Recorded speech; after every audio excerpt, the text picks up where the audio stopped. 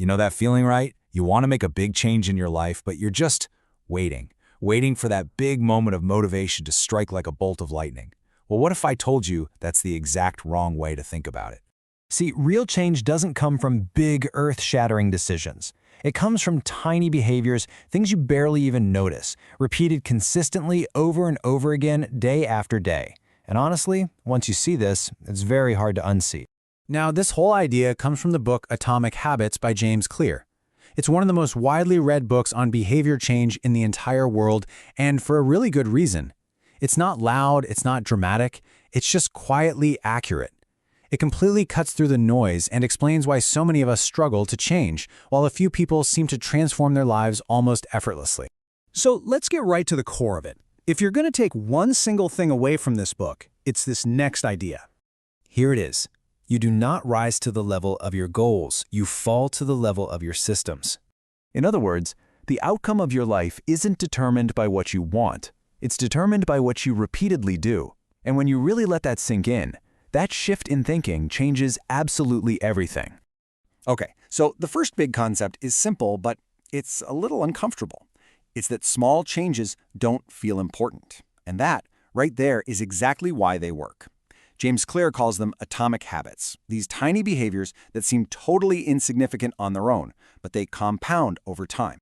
Think about it. If you get just 1% better each day, you're not going to notice much of a difference this week, or probably even this month. But you stick with it for a whole year, the difference will be absolutely staggering. The catch is that our brains, well, they're wired for drama, not for the slow, quiet power of compounding interest.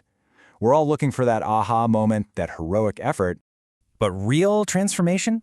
It usually feels kinda boring. It feels like reading just 2 pages, or going for a short walk, not opening the app on your phone, choosing water instead of soda. None of that is impressive, right? It's just consistent. And because it feels so mundane, most people give up right before they hit that incredible tipping point. Now this next idea is where the book's insights really start to deepen. Most of us try to change by focusing on the outcomes. I want to lose weight. I want to make more money. But Clear flips this whole idea on its head. He says real change has to start with identity. So the question isn't, what do I want to achieve? It's, who do I want to become? Because every single action you take is like a vote for the type of person you believe you are. So when you go for a run, you're not just exercising, you're becoming someone who runs. When you write a single paragraph, you're not just being productive, you're becoming a writer. When you choose not to check your phone, you're becoming someone who's in control of their attention. This is so subtle, but it is incredibly powerful. You don't change your identity first and then act differently. You act differently and your identity follows. So how do we actually build these identity-based habits? Well, Clear gives us a really simple 4-step framework. Cue, craving, response, reward. Every single habit you have follows this loop. Something triggers you, you feel a desire, you act on it, you get some kind of payoff. And once you understand this, habits stop feeling so mysterious. They just become mechanical. And that, my friends, is very good news. Because it means your bad habits are not moral failures. They are simply poorly designed systems. I mean, if your phone is always sitting right next to you, of course you're going to check it. If snacks are always visible on the counter, you're going to eat them. If Netflix automatically plays the next episode, you're going to watch it. Your environment is shaping you, whether you like it or not.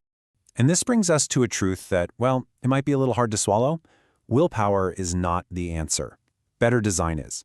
The book's most practical advice is all about making your good habits as frictionless as possible.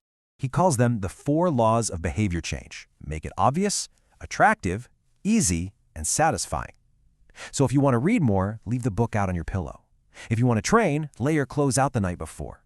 If you want to write, open the document before you even need it. The easier something is, the more likely it's going to happen. It sounds so obvious, right? But most of us do the exact opposite. We design our lives for convenience, and then we try to force discipline. That never works for long. And this leads to this fundamental shift in how we think about motivation. Most of us, we wait to feel motivated and then we act. But high performers, they don't wait. They act and the motivation follows them. Motion creates emotion, not the other way around. The book makes it absolutely clear. Consistency beats intensity every single time. You don't need perfect days. You just need repeatable ones. And that's a very different way to approach self-improvement. So if you take nothing else away from this, start right here. Pick one habit, and then make it embarrassingly small. Don't aim for I'll work out for an hour. No, aim for I'll put my shoes on. That's it. Not I'll write a whole chapter, but I'll open the document. You just lower the bar, you win the identity vote for that day, and then you just let momentum do the rest of the work. When you really zoom out, this book isn't actually about habits. It's about agency. It's about realizing that your life is not built in those big, grand moments of inspiration. It's built in the quiet moments of repetition, the unseen moments, the boring moments. And once you really understand that, change stops feeling so overwhelming. It starts feeling possible.